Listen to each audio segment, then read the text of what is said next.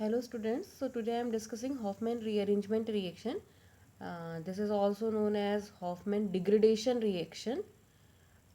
क्यों कहते हैं degradation? Because जो ये reaction है, this is a reaction for the conversion of amide to amine. So when amide react with bromine and base like KOH or NaOH, it gives amine.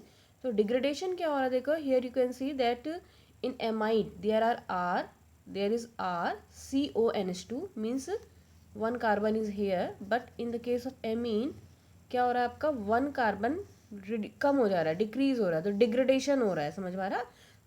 क्या form हो रहा है आपका RnH2 फॉर्म हो रहा है, तो that's why this is known as Hofmann degradation reaction. ठीक, और इसका एक दूसरा नाम और भी है, क्या है आपका हॉफमैन ब्रोम एमाइड रिएक्शन।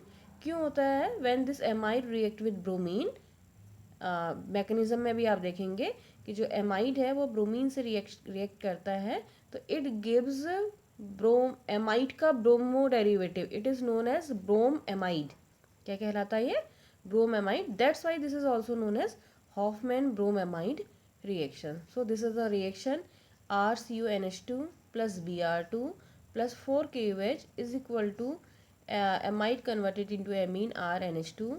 ठीक, ये क्या आ गया? Bromine in the form of KBr K2CO3 plus 2H2O। ठीक है, now mechanism of this reaction तो हमने जैसे कर्टियस पढ़ा था, सेम है। माना ये आता है तो एग्जाम में तो तुम्हें ये मेंशन करना पड़ेगा कि the mechanism is similar to Curtius और लॉसन रीअरेंजमेंट। ठीक है, और क्या बनेगा इसमें भी? आइसोसाइनेट्स बनेंगे, और आइसोसाइनेट का क्या होगा? हाइड्रोलिसिस करते हैं तो क्या हो जाता है? एमीन्स बनते हैं। ठीक है, सो दिस इज एमाइड RCONH2। ठीक है, एमाइड का स्ट्रक्चर ही होता है RCONH2। जब इसकी ब्रोमीन के साथ रिएक्शन करती है तो ये जो हाइड्रोजन है वो क्या करता है आपका? ब्रोमीन से रिप्लेस हो जाता है, तो क्या बन जाता है आपका? RCONHBr बन जाता है। ठीक है, और इसको क्या कहते हैं? जो रिएक्शन इंटरमीडिएट बनता है इसको बोलते हैं ब्रोम एमाइड। ठीक है, अब फिर ये क्या है? इसमें बेस है, तो बेस क्या करेगा? प्रोटॉन निकालेगा, H पॉजिटिव निकालेगा, बेस का काम है H पॉजिटिव लेना, तो H पॉजिटिव निकलेगा तो ये क्या बनेगा आपका? ऐसे बनेगा। ठीक, तो क्या बनेगा आपका? देखो RCO single bond N negative और Br, और फाइनल स्टेट में क्या होता है आपका? ब्रोमीन एक लिविंग ग्रुप है, तो यहाँ से क्या निकलेगा? Br नेगेटिव, और यहाँ से R क्या होगा? यहाँ माइग्रेट करता है, शिफ्ट। ये दोनों स्टेप साथ में होता है साइमल्टेनियसली। क्या होता है आपका? यहाँ से ब्रोमीन निकलता है और यहाँ से R यहाँ पर अटैच करता है। ठीक, यदि ये स्टेप वाइज होते तो क्या बनता? पहले RCON, ठीक, नाइट्रीन बनता। ये यहाँ से नेगेटिव निकलता ना, Br नेगेटिव निकलता, तो ये न्यूट्रल हो जाता, तो क्या बनता आपका? नाइट्रीन बनता। लेकिन इस रिएक्शन में नाइट्रीन नहीं बनता है। क्या होता है आपका? ये जो ब्रोमीन का निकलना और जो R का यहाँ से यहाँ शिफ्ट होना वो एक साथ होते हैं। ठीक है, तो ये एक साथ दिखाया जाएगा, यहाँ से ब्रोमीन निकला और यहाँ से R यहाँ पर को शिफ्ट हो गया, तो साइमल्टेनियसली होते हैं। तो फाइनली क्या बना आपका? R कैसे जाता है? हमेशा इलेक्ट्रॉन पेयर के साथ जाता है। जो निकलता है Br नेगेटिव निकल रहा, तो यहाँ से R नेगेटिव जुड़ जाएगा। ठीक है, तो क्या हो जाएगा आपका? CO, यहाँ से R नेगेटिव निकलेगा तो समझ में आ रहा है, ऐसे निकलेगा ये। तो कार्बन कैसा हो जाएगा? पॉजिटिव। नाइट्रोजन कैसा है? नेगेटिव। दिख रहा है ना? पॉजिटिव नेगेटिव क्या हो जाएंगे? डबल बॉन्ड, और यहाँ से Br नेगेटिव निकला तो नाइट्रोजन कैसा होगा? पॉजिटिव, यहाँ से R जाएगा नेगेटिव। ठीक, तो क्या बन गया आपका? देखो C double bond O, C double bond N, single bond R, तो क्या बन जाता है आपका? आइसोसाइनेट्स बन जाते हैं। और जो आइसोसाइनेट हैं इसका क्या करते हैं? जब हाइड्रोलिसिस करते हैं तो क्या बताया था? कार्बन नाइट्रोजन में हाइड्रोलिसिस होता है, H यहाँ जुड़ जाएगा, OH यहाँ पर अटैच हो जाएगा, तो क्या बनेगा आपका? कार्बेमिक एसिड बनता है R, देखो RNHCOOH बन जाता है। लेकिन जो कार्बेमिक एसिड बनता है ये कैसा होता है आपका? अनस्टेबल होता है। अनस्टेबल होता है तो इसमें से क्या निकल जाती है? बताया था आपका कार्बन डाइऑक्साइड निकल जाती है, CO2 ये, तो बचा क्या फिर आपका? RNH2, तो RNH2 एमीन्स बन जाते हैं। ठीक है, तो ये क्या थी इसकी मैकेनिज्म? तो क्या था आपका? एमाइड पहले ब्रोमीन के साथ रिएक्शन करके क्या बनाता है? ब्रोम एमाइड बनाता है, और फिर ब्रोमाइड क्या करता है? फिर से बेस के साथ रिएक्शन करता है। बेस OH नेगेटिव है, इसको H पॉजिटिव चाहिए, तो NH का जो ये है बॉन्ड है वो ऐसे क्लीव करता है, यहाँ से H पॉजिटिव निकल जाता है। H पॉजिटिव और OH क्या बन जाएंगे? वाटर। नाइट्रोजन कैसा हो जाएगा? Negatively charge. लेकिन ये एक स्टेप मालूम होना चाहिए, क्या होता है इस समय? हॉफमैन ब्रोमाइड से जब ब्रोमीन निकलता है तो उसी समय आर शिफ्ट होता है, मीन्स दोनों स्टेप कैसे होता है, साथ साथ होता है, ब्रोमीन का निकलना और आर की शिफ्टिंग। ठीक है, तो क्या नहीं होता आपका, पहले नाइट्रीन नहीं बनता। यदि सिर्फ ब्रोमीन निकलता तो पहले नाइट्रीन बनना चाहिए था, लेकिन नाइट्रीन नहीं बनता है, दोनों क्या हो जाता है, साइमल्टेनियसली स्टेप होते हैं, ब्रोमीन का निकलना और आर की शिफ्टिंग। ठीक है, फिर क्या होता है आपका, ये आइसोसाइनेट्स बनते हैं, और आइसोसाइनेट के हम पहले पढ़ चुके हैं कर्टियस में कि क्या होता है, इसका हाइड्रोलिसिस करते हैं तो H यहाँ पर जुड़ेगा, क्यों, क्योंकि इलेक्ट्रोनेगेटिव है, तो H यहाँ पर आ जाएगा, OH यहाँ पर आ जाएगा, तो क्या बनेगा, RNHCOH, RNHCOH। और फाइनली ये कैसा है, कार्बनिक एसिड कैसा होता है आपका, अनस्टेबल होता है, इसमें से क्या निकल जाता है, कार्बन डाइऑक्साइड, बचता क्या, RNH2 बच जाता है। ठीक है, नेक्स्ट अब हम ये कह रहे हैं कि ये स्टेप मतलब ब्रोमीन का निकलना और आर का माइग्रेशन साइमल्टेनियसली है। ठीक, मतलब कहने का क्या है कि नाइट्रीन नहीं बनता, इसका क्या एविडेंस है, इसके लिए क्या किया जाता है, देखो पीछे देखते हैं। ठीक, तो ये क्या है आपका, देखो ये भी एमाइड दिख रहा है आपको, बेंजीन का एरोमेटिक एमाइड है, बेंजीन में CONH2 है, यहाँ पर ड्यूटेरियम है। ठीक है, D। दूसरा भी क्या है आपका, बेंजीन का एमाइड है, बेंजीन CONH2, लेकिन यहाँ पर को क्या मैकेनिज्म स्टडी करने के लिए क्या करा है आपका, आइसोटोप लेबलिंग ही। आइसोटोप लेबलिंग का मतलब क्या हो गया, यहाँ पर को ये नाइट्रोजन 14 है, तो यहाँ पर को स्टार वाला, इट मीन्स ये नाइट्रोजन उसका आइसोटोप है, नाइट्रोजन 15 है। ठीक, अब ये प्रूफ करना था कि जो ये हॉफमैन रीअरेंजमेंट होता है वहाँ पर को क्या होता है आपका, नाइट्रीन का फॉर्मेशन नहीं होता, मतलब ब्रोमीन का निकलना और आर का अटैक करना साइमल्टेनियसली होता है। ठीक है, तो इसके लिए क्या किया गया, इन दोनों का मिक्सचर लिया गया, एमाइड्स का मिक्सचर लिया गया। ठीक है, एक ये एमाइड है और एक ये एमाइड है, इन दोनों की हॉफमैन ब्रोमाइड रिएक्शन की गई। मतलब क्या किया गया, ब्रोमीन और KOH से रिएक्शन की। भाई इसका करते तो क्या होता कुछ नहीं है, CO निकल जाता है, क्या बन जाएगा, बेंजीन रिंग के ऊपर NH2, बेंजीन रिंग के ऊपर NH2, लेकिन ये क्या बनाएंगे, स्टार वाला दिखा रहे हैं। स्टार वाला दिखाने का क्या मतलब है आपका, कि ये नाइट्रोजन आइसोटोप है, मतलब N15 है। ठीक है, इसमें से निकलेगा तो क्या होगा, देखो ये CO निकलेगा तो बचेगा क्या, बेंजीन रिंग NH2 और यहाँ पर D। ये D क्यों दिखा रखा है कि बेंजीन रिंग अलग अलग डिफ्रेंशिएट करने के लिए ड्यूटेरियम दिखाया हुआ है। ठीक है, ये ड्यूटेरियम लिया गया है कि दोनों बेंजीन अलग अलग हैं, या कोई ग्रुप भी ले सकते हैं, तो यहाँ पर को D ले लिया और NH2 बन गया। ठीक है, अब देखो यदि रिएक्शन स्टेप वाइज होती तो पहले इससे क्या बनता, ऐसा ही कुछ बनता, क्या बनता, बेंजीन रिंग CONH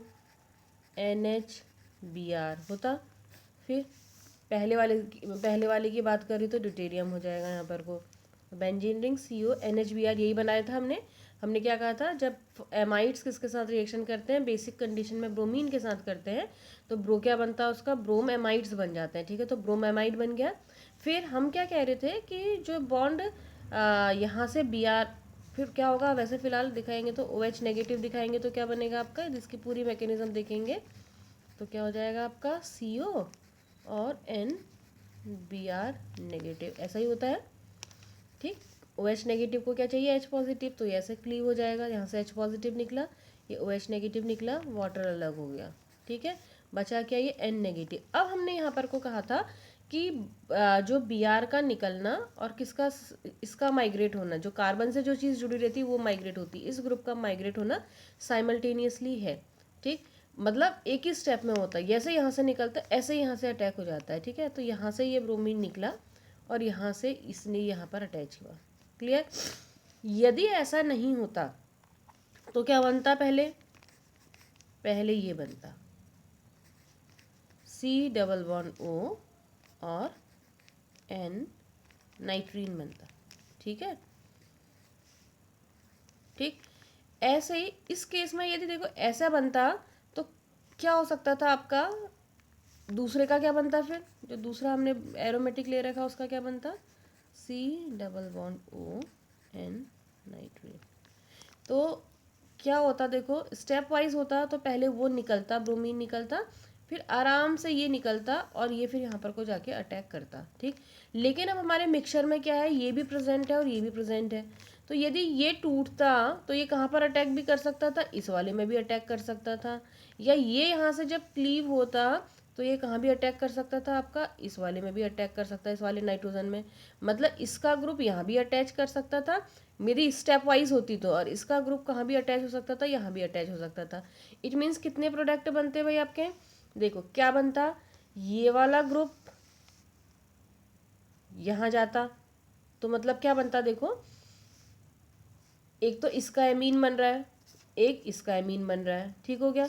लेकिन ये क्या है आपका स्टार वाला है ना, तो दूसरा क्या होता है, यदि ये वाला ग्रुप उधर चला जाता तो क्या हो जाता, ये बनता स्टार वाला NH2 आ जाता, और सॉरी अच्छा मैंने डी डी दोनों, ये वाला बनता डी।